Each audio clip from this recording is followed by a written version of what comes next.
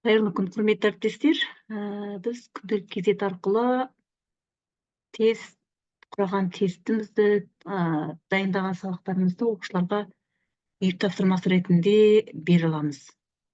Ол үшін күнделік кезеттің бірінші бетін ашқаннан кейін сіздер бағдарламалар дегенге барасыздар.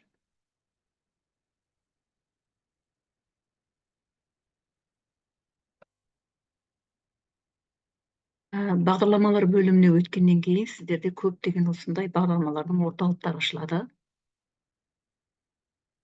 Осы жерден сіздер күнделік лессенс деген ашып, бағдарламаның толығырақ батырмасын басып, ары қарай ашу дейсіздер.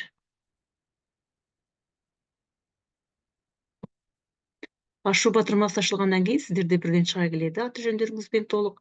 Бұнда көп барлық пәндер тұрады. Яғни сіз жүйелі құрылған сабақтарыңызды, дидактикалық тапсырмаларыңызды осында өз атыңыздан салатын болсаңыз, сіздің жасаған жұмыстарыңызды басқа әріптестеріңіз де қолдана алады. Сонымен қатар сіз басқа әріптестің жұмыстарын өзіңізге қолдана аласыз.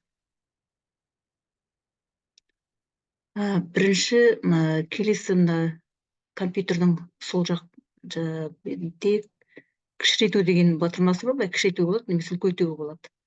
Ары қарай менің сабақтарым бастаңыз, бұл жерде өзіңіздің құраған сабақтарыңыз тұрады. Яғни электрқозғауыш күшті анықтау, қысқаша БЖБ деп құруға болады.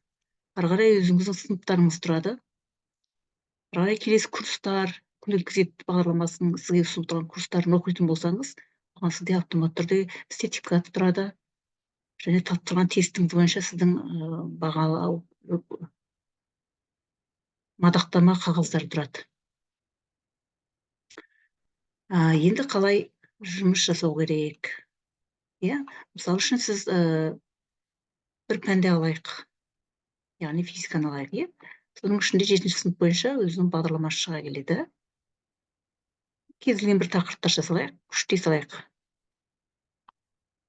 Қарасаңыз, басқа әріптестердің құрған тапсырмаларын қарап, егер өзіңізге ұнап жатса, көшіріп қолдана беруге де болады. Мысал ретінде қарасақ, міне 89 адам көрген 7 сұрақтан құралған қысқаша БЖБ тапсырмаларын көруге болады. Оны көшірдім десем, міне бірдей маған көшіреді. Немесе көшірмей-ақ өзіңіз құруға да болады. Құру үшін сіз сабақты жасау деген батырмасын басасыз. Бұл батырманы басу арқылы ары қарай жасай бересіз. Енді жаңағы өзімнің үй тапсырманы қалай береді? Көшіріп алдыңыз, сізге ұнады, онда сіз үй тапсырмасын беру дейсіз. Сіз сабақ беретін сыныптар ашылады, сол сыныпты таңдайсыз. Екінші қадамды жасасыз. Сол келесі қандай классикалық үлгіде ме? Енді үлкен сынып болғаннан кейін бастауыштар көбінде қояндар, түсті әдемі суреттермен келеді, қыздыру үшін.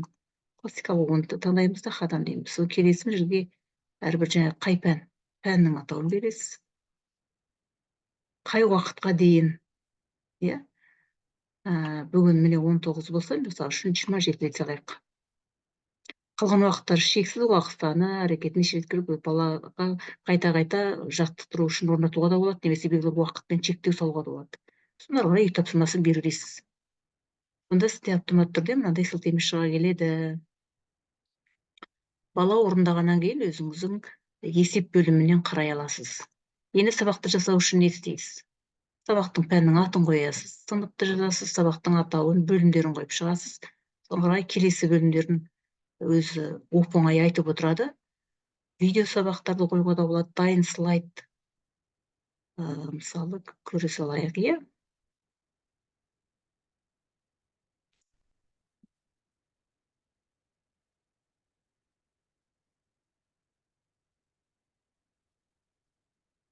бір сабақты жай үлгі ретінде көрейік, былай. Сабақтың атауы дейді. Дей салайын. Дегенде бөлімдер шыға келеді, міне. Соның үшін өзіңізге келетін тақырыптар тауысы, яғни гидростатикалық қысым дейік. Бұл қандай сабақ? Бекіту сабағы ма, жаңа сабағы болуы, жаңа сабақ болуы мүмкін. Ары қарай дейсізде. Мына жерге теорияны жүктеуге болады. сосын ары қарай бұл жерде құрылған басқа әріптестердің тапсырмасын құруға да болады, пайдалануға да болады. Егер де ол сізге ұнамай жатса, онда қайтадан ары қарай